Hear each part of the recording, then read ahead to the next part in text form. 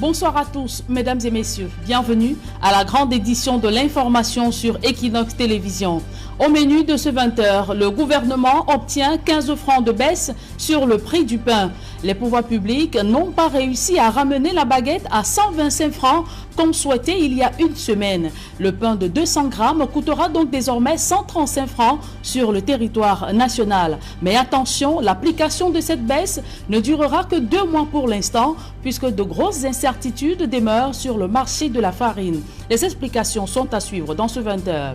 La Confédération africaine de football crée une polémique après sa liste des nommés aux awards de l'instance. Dans cette catégorie, la CAF énumère les acteurs du football africain à primer lors de sa traditionnelle cérémonie prévue en décembre prochain. Mais une controverse est née après la liste des nominés. Auteur d'une saison impressionnante en club, André Onana n'est pas nommé dans la catégorie des meilleurs joueurs du continent sur 30 places disponibles. Les détails sont à suivre dans un instant.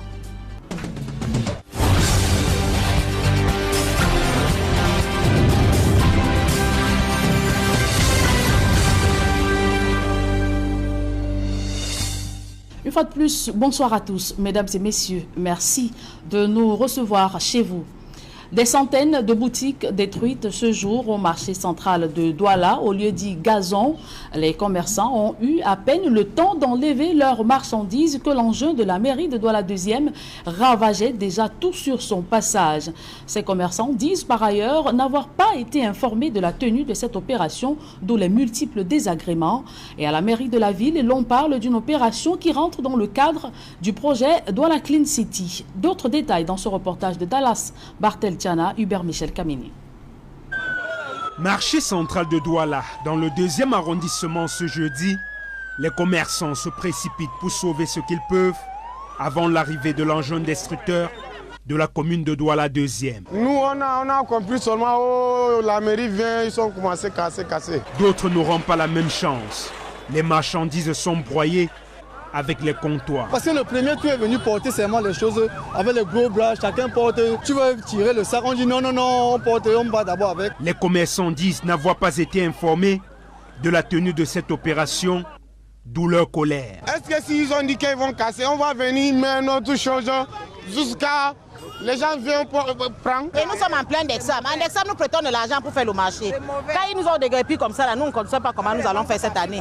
Avec les dettes que nous avons prêtées dans les banques pour le remboursement. La dite opération se déroule simultanément dans les autres espaces marchands de la capitale économique, comme c'est le cas à Bonamoussadi dans le 5e arrondissement de Douala. Désormais, il est interdit de jeter les ordures au sol. Il est interdit de fouiller dans les poubelles pour sortir tout ce qu'on veut est jeté par terre. Il y a des sanctions, il y a des amendes qui vont de 10 000, 25 000, 40 000 par rapport à l'infraction. À la communauté urbaine de Douala, l'on parle d'une opération qui rentre dans le cadre du projet Douala Clean City et qui consiste à libérer les emprises de la chaussée et les installations anarchiques. Il n'est un secret pour personne aujourd'hui. La ville de Douala est une ville qui est aujourd'hui caractérisée par du désordre à tous les niveaux. Actuellement, le maire est en train de vouloir libérer tous les trottoirs, demander que les trottoirs soient remis aux piétons et que les commerces ne se fassent plus sur les chaussées, que les commerces se fassent dans les boutiques. Les commerçants dénoncent cependant le paiement des taxes sur ces espaces détruits aujourd'hui. D'autres souhaitent une zone de recasement pour la poursuite de leurs activités. Le torchon brûle entre Sosucam et les riverains des plantations de Nkoteng. Ces derniers accusent l'entreprise d'avoir pollué les cours d'eau qui les alimentaient et leur permettaient de pratiquer la pêche. La société sucrière du Cameroun, de son côté, botte en touche ces accusations de violation des normes environnementales. Voyons tout cela dans ce reportage de Emmanuel Diop et Marcelin Gansop de retour de Nkoteng. La mine grave, ils ont battu le macadam pour exprimer leur ras-le-bol. Eux, ce sont les habitants de Soboudou et de plusieurs autres localités du groupement Côte Village. Voici plusieurs années que ces populations meurent de soif et tirent le diable par la queue. Et pour cause, les principaux cours d'eau qui les alimentaient ont subi les affres de la pollution. Sosucam verse ses égouts dans cette rivière au point où on ne peut plus se ravitailler en eau, on ne peut plus nager. On ne peut même plus se ravitailler en poisson. Dès qu'on va lancer la campagne, la couleur de l'eau va changer. Ça aura une couleur noire. Et dans cette eau, vous allez voir des asticots.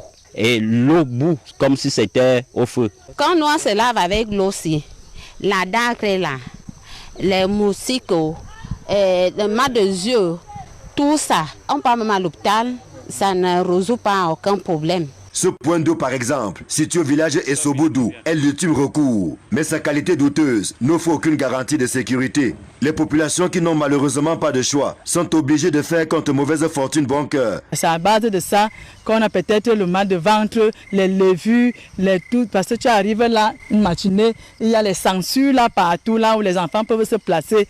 Ça nous pique. Mais en saison sèche là, même les urines même coulent beaucoup. Donc on a des problèmes pour boire de l'eau. Le cahier des charges prévoit pourtant que Sosucam offre certaines facilités aux riverains de ces différentes plantations, notamment en termes d'accès aux services sociaux de base. Malheureusement, même les recrutements qui sont ouverts aux fils et filles du terroir sont tirés par les cheveux. Ils ne le font pas. À chaque fois qu'on pose des demandes, on nous envoie soit couper la canne, soit planter la canne. Or, si c'était ailleurs, on tenait tout ça en considération.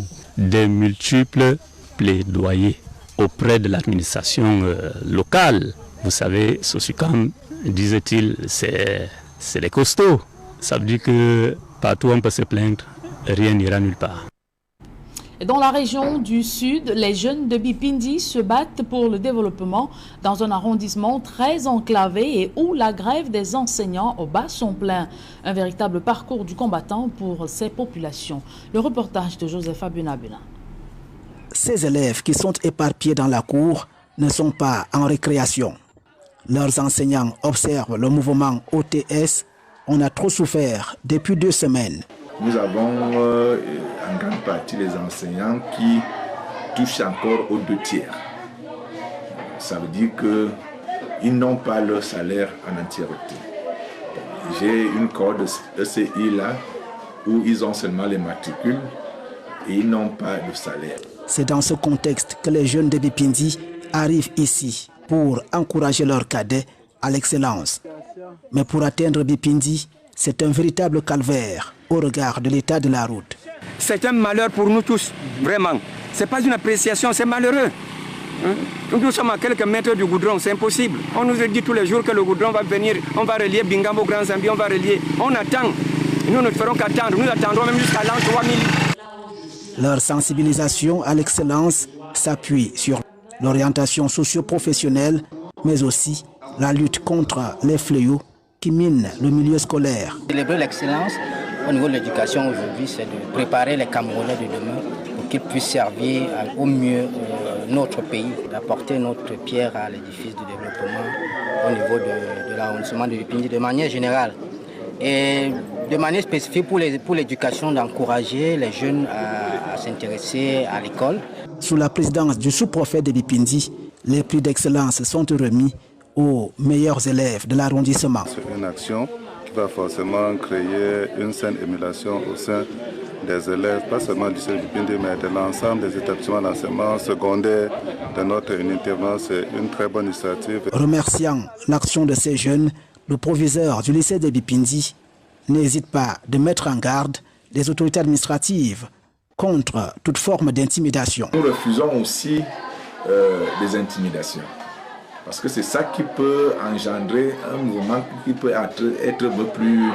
Parce que vous ne pouvez pas faire que quelqu'un réclame quelque chose et vous l'intimidez.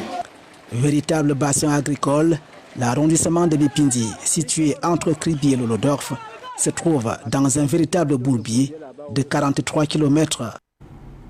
C'est le fruit d'une concertation fructueuse à l'issue des négociations intenses entre le ministre du Commerce Luc Magran-Barga Tangana et le syndicat patronal des boulangers du Cameroun.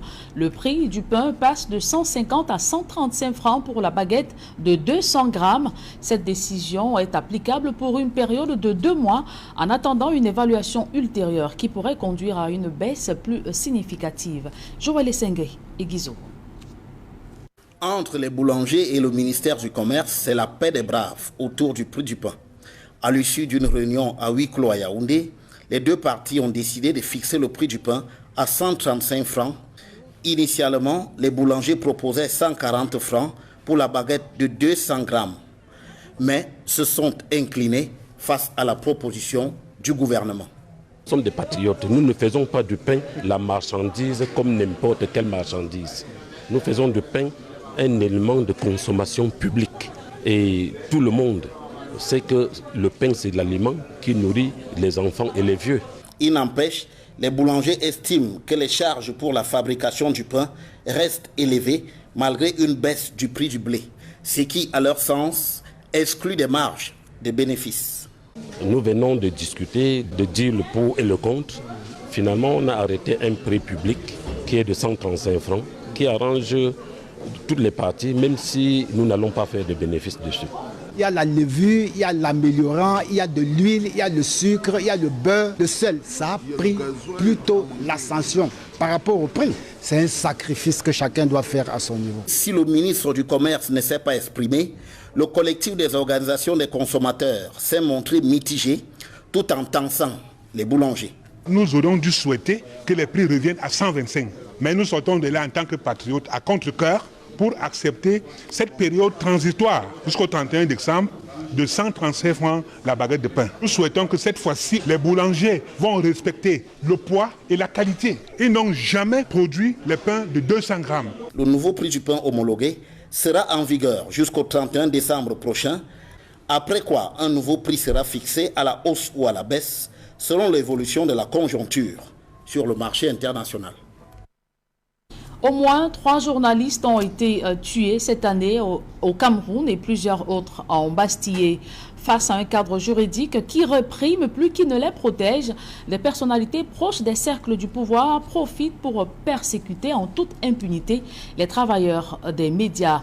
Et ces derniers ont, à l'occasion de la journée consacrée par les Nations Unies pour mettre fin à l'impunité pour des crimes commis contre les journalistes, appelés à œuvrer davantage pour garantir la sécurité des professionnels des médias. Sédik Chouna et Kevin Tiogo.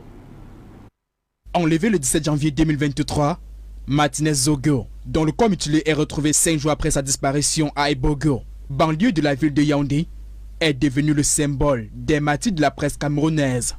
9 mois après le meurtre, l'opinion nationale et internationale attendent toujours de savoir qui sont les véritables auteurs de ce crime crapuleux. Supprimant la vie à un journaliste sans que ceux qui l'ont fait ne payent pour leurs actes, on encourage la perpétuation de ces pratiques-là. Et quand on encourage la perpétuation des violations ou des crimes contre ceux qui portent la parole de la société, ça veut dire qu'on encourage la structuration de l'État sauvage, de l'État de nature. Des journalistes sont au quotidien persécutés dans l'exercice de leur métier au Cameroun. Aujourd'hui classé 138e sur 180 des pays respectueux des libertés d'expression et de liberté de la presse par des organisations non gouvernementales. Dans le monde, il faut quand même dire que c'est 1600 journalistes assassinés en 2023 aujourd'hui. Il faut également dire qu'au Cameroun, nous avons déjà recensé 3 officiellement. Mais ces atteintes à l'encontre des professionnels des médias ont rarement été punies par les instances judiciaires. Nous avons des personnes qui sont décédées, mais nous n'avons pas d'enquête bouclée, nous n'avons pas de procès et encore moins nous n'avons pas de coupables. D'où le problème de l'impunité au Cameroun qui est un problème réel. La loi de 90 sur la communication sociale se préoccupe davantage de réprimer et de sanctionner les journalistes plutôt que de les protéger. On a 15 articles qui prévoient des peines de prison contre les journalistes, mais nulle part il n'est prévu des sanctions contre ceux qui entravent la liberté de la presse. Ce 2 novembre, l'on est rendu à la 10e journée de la fin de l'impunité pour les crimes commis contre les journalistes institués par les Nations Unies. Occasion pour les professionnels des médias réunis dans la ville de Douala de se pencher sur l'avenir du métier au Cameroun et au-delà. Jean Kueté et Emmanuel Nzete, 2 hauts cadres du parti au pouvoir, ne s'accordent pas sur les préalables pouvant leur assurer une victoire aux prochaines échéances électorales dans la région de l'Ouest. Alors que l'un demande à ses camarades de cesser avec le folklore, la gesticulation et l'agitation, l'autre invite le gouvernement à se pencher sur la question des infrastructures routières en piteux état pour s'attirer la sympathie des électeurs. D'autres précisions avec Robert Kenyé, Vivien Tonfag.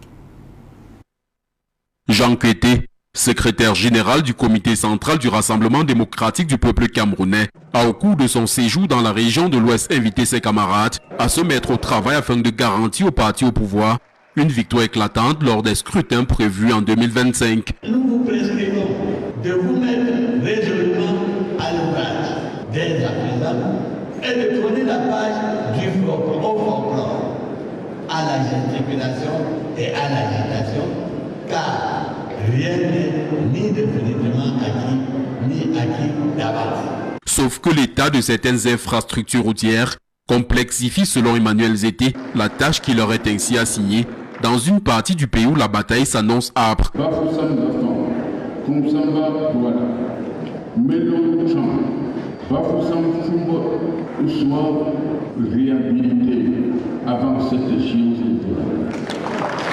D'autres tronçons routiers ajoutent au cadre du RDPC méritent l'attention du gouvernement afin de leur offrir le moment venu des arguments présentés aux électeurs.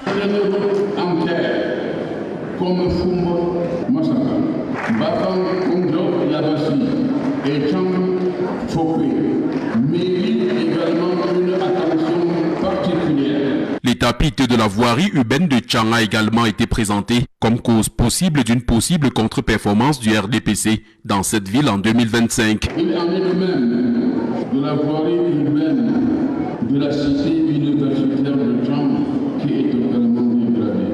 La population estudiantine constitue un catalyseur de victoire ou un facteur d'échec. À un peu plus d'un an des élections législatives, municipales et présidentielles, le parti au pouvoir est visiblement déjà en campagne. Après 5 années de procédure, le jugement vient d'être rendu dans l'affaire Emmanuel Lebou avec une peine de prison de 18 ans qui lui a été infligée. D'autres mis en cause ont également été condamnés plus sévèrement dans cette affaire. Les précisions de Joël Essengue et Guizogo. L'affaire Emmanuel Lebou vient de connaître son épilogue devant le tribunal criminel spécial. La décision de cette juridiction condamne l'ancien chef de la cellule informatique de la direction des dépenses du personnel et des pensions au ministère des Finances à 18 ans de prison ferme.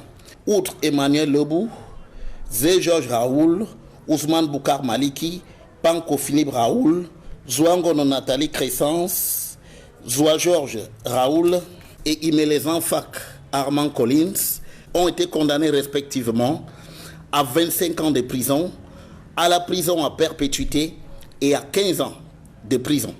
Dans cette affaire où les accusés étaient poursuivis pour l'attribution frauduleuse des salaires consulaires auto-extérieurs à des fonctionnaires pourtant en place au Cameroun, l'État a subi un préjudice de 320 millions de francs CFA. Les amendes fixées par le tribunal au profit de l'État du Cameroun s'élèvent à 520 millions de francs CFA. Cette sentence du tribunal criminel spécial n'a cependant pas fait allusion aux 13 bénéficiaires de ces salaires, issus tous des rangs de l'armée. Désormais, il ne reste aux mises en cause, dont les conseils contestent déjà cette décision du TCS, que le recours devant la chambre spécialisée de la Cour suprême. En religion, ce 2 novembre, l'Église catholique commémore tous les fidèles défunts. À travers chants et prières, les chrétiens ont imploré le ciel pour le doux repos de leurs défunts. Une occasion pour les hommes de Dieu d'inviter les fidèles à raviver leur espérance face à la réalité mystérieuse de la mort et diriger leur regard vers la résurrection de Jésus-Christ. Josiane Gork et Isabelle Carole Zoupet ont prié avec les fidèles de la cathédrale Saint-Pierre et Paul de Douala. Voici le reportage. 2 novembre, journée consacrée à la commémoration de tous les fidèles disparus. Ainsi, à la cathédrale Saint-Pierre et Paul de Douala, des louanges et des prières en faveur de tous les hommes de Dieu et autres fidèles décédés. Une commémoration des morts qui intervient au lendemain de la Toussaint. Une façon de placer symboliquement l'ensemble de ces disparus sous la protection des saints. Nous avons célébré la Toussaint, c'est-à-dire ces frères et sœurs qui sont des élus des saints. Nous qui sommes des vivants, nous sommes l'Église en marche pèlerinante. Et nos frères qui sont passés de cette vie à l'autre vie, la vie éternelle, à laquelle nous tous nous sommes appelés, ces frères, certains ne sont pas encore parvenus au royaume de Dieu. Certains souffrent dans le purgatoire qui est un lieu d'expiation des péchés. Et l'Église prie pour ces défunts parce que ces défunts ne peuvent plus rien d'eux-mêmes. C'est à travers nos prières que Dieu leur accorde cette miséricorde d'entrer dans son royaume. Par ce jour consacré aux défunts, l'Église signifie ainsi que la mort est une réalité qu'il est nécessaire et possible d'assumer, puisqu'elle est un passage à la suite du Christ ressuscité. Je crois qu'une telle célébration nous invite premièrement à reconnaître que sur la terre, nous ne sommes que des pèlerins, nous sommes des voyageurs. Notre vraie patrie, ce n'est pas la terre, c'est le ciel, l'espérance. À la raison, savoir qu'après cette vie, nous allons mourir, mais ressusciter. Mais la finalité, c'est que chacun de nous doit chercher à entrer dans le royaume. En ce jour où l'Église intercède pour ses membres endormis dans la mort et qui souffrent dans une ultime purification avant d'entrer dans la gloire, de nombreuses familles se sont rendues sur les tombes des leurs pour se recueillir et prier pour le doux repos de leur âme. Hors de nos frontières, les autorités gabonaises réclament à la France un masque sacré vendu à 4 millions d'euros aux enchères à Montpellier. Appartenant à une société secrète Fang, une des nombreuses ethnies du Gabon, ce masque africain a d'abord été cédé pour 150 euros, puis revendu 6 mois après à 4 millions d'euros. Et puis en Tanzanie, l'Allemagne demande pardon pour les exactions commises par ses forces coloniales dans ce pays. Ce mea culpa, intervenu lors de la visite du président allemand en Tanzanie, coïncide avec la condamnation par le roi Charles III des abus coloniaux au Kenya de son pays, le Royaume-Uni. La mouture internationale porte la signature de Dallas Tiana et Jean-Paul Mboyo. Un masque gabonais du 19e siècle, vendu à 150 euros et racheté aux enchères à 4,2 millions d'euros à Montpellier par un antiquaire. Il s'agit d'une pièce rare sculptée à Libreville et dont il n'en existerait qu'une dizaine d'exemplaires dans le monde.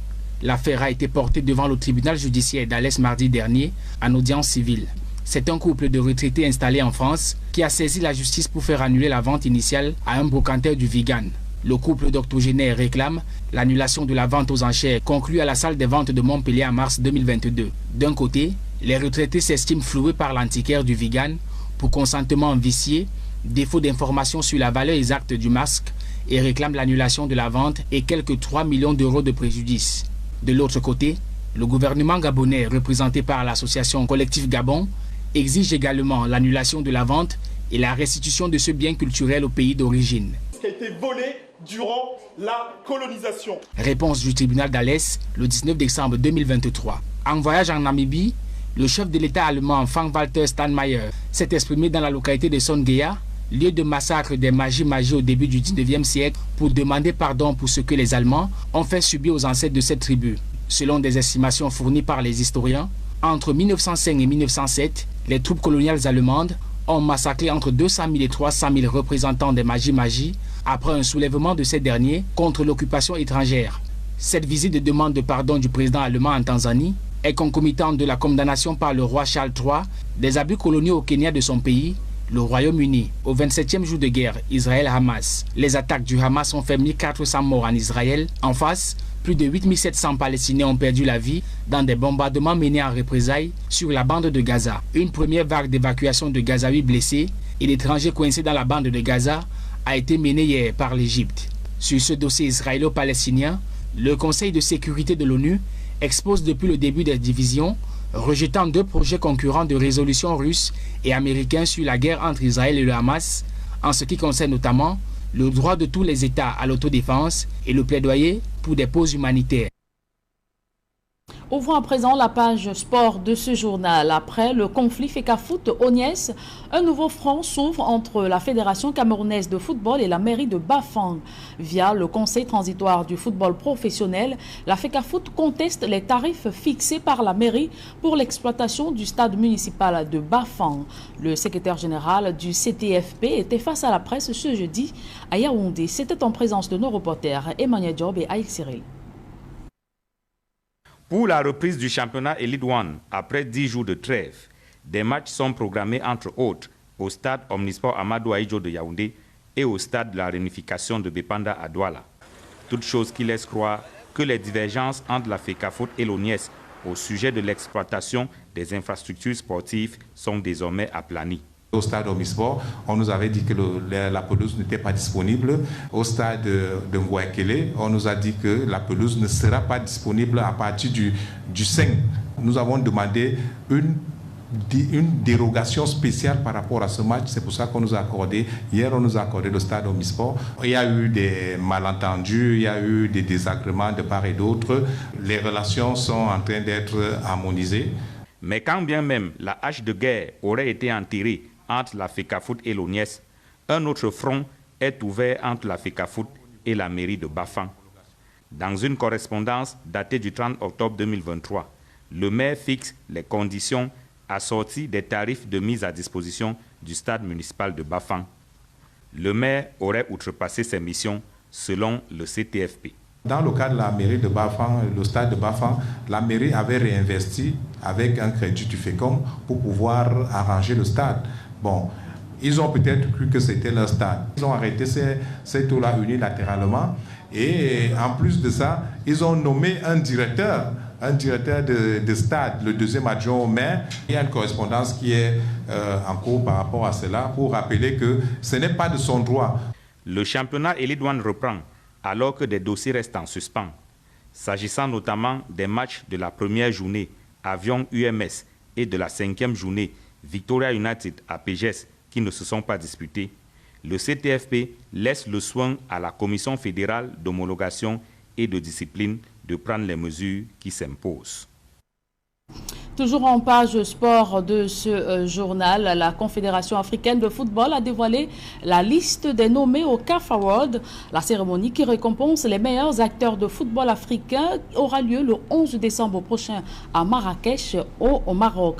On connaîtra ainsi la meilleure équipe nationale de l'année 2022-2023, le meilleur joueur ou encore le meilleur entraîneur. Et parmi ces catégories, celle du meilleur joueur africain est la plus convoitée.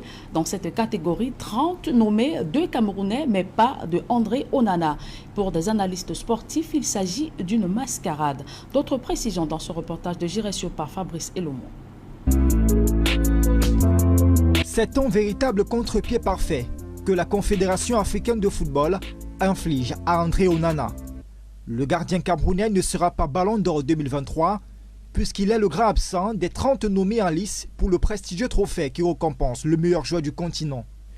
Une mascarade, selon plusieurs observateurs avertis de la sphère footballistique camerounaise. Évidemment, c'est un cataclysme en toute honnêteté que André n'y figure pas. Que jusque-là, meilleur gardien africain, 58 millions d'euros, rien que pour son transfert, il aurait dû figurer. Pourtant, le portier camerounais de 27 ans a réalisé une saison impressionnante avec l'Inter de Milan tout au long de la saison sportive écoulée, avec à la clé le meilleur palmarès et les meilleures statistiques depuis le début de sa carrière. Finaliste de la Champions League, vous êtes vainqueur de la Coupe d'Italie, vous faites un championnat honorable. Et quand vous dites que vous ne pouvez pas faire partie des 30 meilleurs, ça pose problème. Avec une clean sheet, le meilleur de la compétition Champions League, voilà, pour un total de 19 clean sheets en quasiment 45 matchs, c'est quelque chose de ouf. Des données jugées insuffisantes par le jury de la CAF.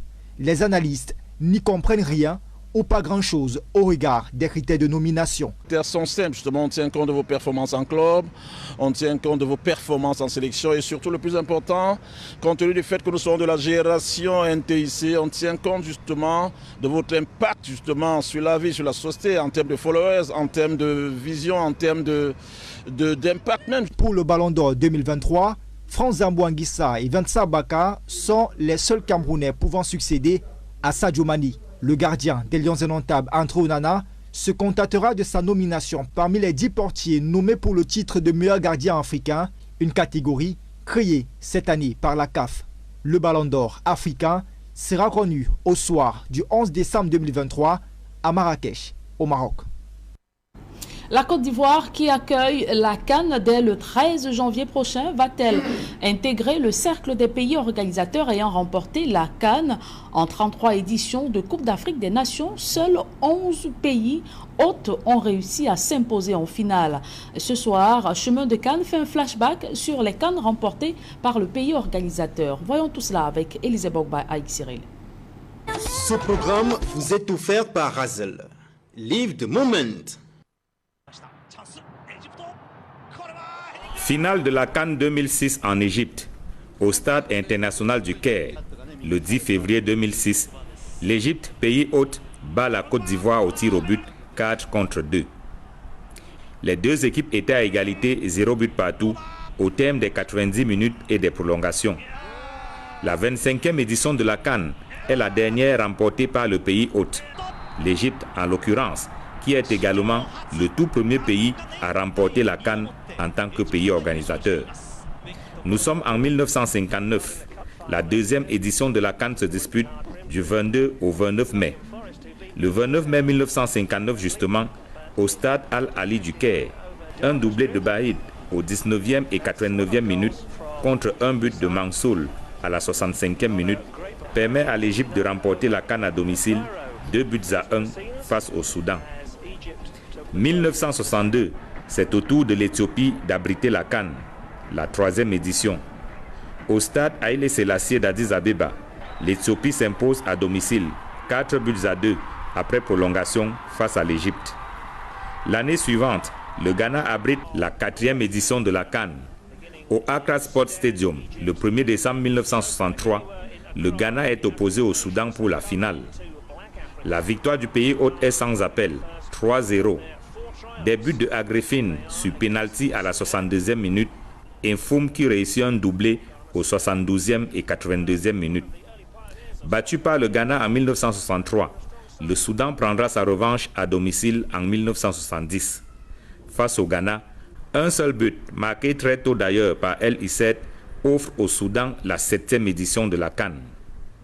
8 ans plus tard, le Ghana organise la CAN pour la deuxième fois, la 11e édition en 1978. En finale, le 16 mars de cette année-là, l'Ouganda est désillusionné 2-0. Des réalisations de l'attaquant ghanéen Afrié à la 38e et à la 64e minute. La 12e édition de la CAN se dispute du 8 au 22 mars 1980 au Nigeria. Face à l'Algérie en finale, le Nigeria joue le prophète à domicile. Victoire sans embâche, 3-0, grâce à Ogdebami, 2e et 42e minute, et Lawal, 50e minute. 1986, 15e édition de la CAN en Égypte. Le pays organisateur souffre en finale avant de l'emporter 5-4 après tir au but face au Cameroun. Tout le contraire de l'Algérie. Le pays hôte de la CAN 1990, 17e édition, n'a pas trop de difficultés à défaire le Nigeria en finale.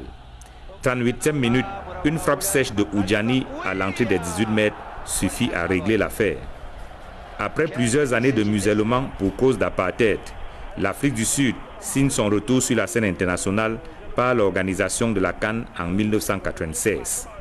Un retour qui se fait de fort belle manière, puisque le pays hôte remporte la 20e édition de la CAN, 2-0 en finale contre la Tunisie. La Tunisie qui revient à la charge en 2004, au stade du 7 novembre de Radès, victoire en finale 2-1 face aux voisins marocains. La Tunisie remporte la 24e édition de la CAN à domicile.